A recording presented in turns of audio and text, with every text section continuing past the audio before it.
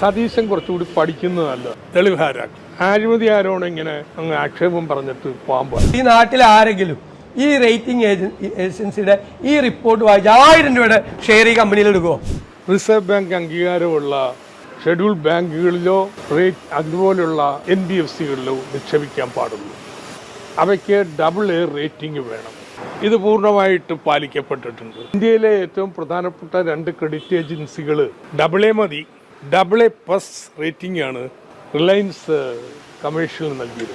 Care എന്ന് പറയുന്ന rating ഏജൻസിയാണ് ഇവർക്ക് AA+ റേറ്റിംഗ് കൊടുത്തിരിക്കുന്നത്. അവര് AA+ റേറ്റിംഗ് കൊടുത്തതിന്റെ ബ്രാക്കറ്റിൽ ഒരു കാര്യം കൂടി എഴുതിയിട്ടുണ്ട്. അത് ഈ സാമ്പത്തിക വിദഗ്ധൻ കണ്ടില്ലേ? Credit watch with developing implications. അതായത് ഈ റേറ്റിംഗ് ഇനി വരാൻ പോകുന്ന കാര്യങ്ങൾ കൂടി പരിശോധിച്ച് സൂക്ഷ്മമായി നിരീക്ഷിക്കണമെന്നാണ്. Rating also takes into consideration parentage of RCL.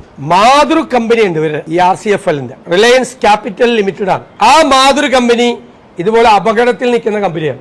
ആ കമ്പനിയായിട്ട് ബന്ധമുള്ള റിലയൻസ് കമ്മ്യൂണിക്കേഷൻസ് രൂക്ഷമായ സാമ്പത്തിക ബാധ്യതയിൽ നിൽക്കുന്നു. റിലയൻസ് കമ്മ്യൂണിക്കേഷൻസ് ബാങ്കുകൾക്ക് കൊടുക്കാനുള്ള കടം 50,000 കോടി രൂപ കൊടുക്കാനുണ്ട്. ഡിബഞ്ചറുകളോ അല്ലെങ്കിൽ ഷെയറുകളോ ഇൻവെസ്റ്റ് ചെയ്യണമെങ്കിൽ അതെങ്ങനെ ചെയ്യണം? ബോർഡ് തീരുമാനത്തിന്റെ അടിസ്ഥാനത്തിൽ മാത്രമേ ചെയ്യാൻ പാടുള്ളൂ. KFCയുടെ ബോർഡ് തീരുമാനം എടുക്കണം. ഇൻവെസ്റ്റ്മെന്റ് തീരുമാനിക്കാതെ എവിടെയെങ്കിലും നിക്ഷേപം നടത്താം.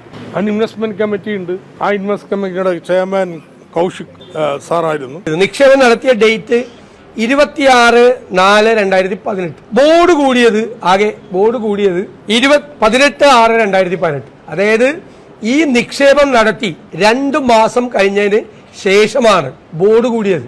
മിസ്റ്റർ തോമസ് ഐസക്, ഞാൻ അങ്ങയോട് വിനയാന്വിതരായി ചോദിക്കുന്നു, അങ്ങയെ പോലുള്ള ഒരു സാമ്പത്തിക വിദഗ്ധന്റെ കയ്യിൽ ഈ കെയർ എന്ന് പറയുന്ന റേറ്റിംഗ് ഏജൻസി ഈ പറഞ്ഞ കാര്യങ്ങളൊന്നും അങ്ങ് വായിച്ചില്ലേ, അങ്ങ് കണ്ടില്ലേ? എന്നിട്ട് ഇപ്പൊ നമ്മളോട് ഒന്ന് പറയാണ് AA+ ഉണ്ട്. നിങ്ങൾക്കാണ് AA ഉണ്ട്. ഈ 2 ഇപ്പോഴത്തെ ധനകാര്യമന്ത്രിക്കും മുൻ ധനകാര്യമന്ത്രിക്കും ഇത്തരം കാപട്യം കാണിച്ചത് നമ്മുടെ നികുതി പണമാണ് ഈ കൊള്ളയടിക്കപ്പെട്ടത്.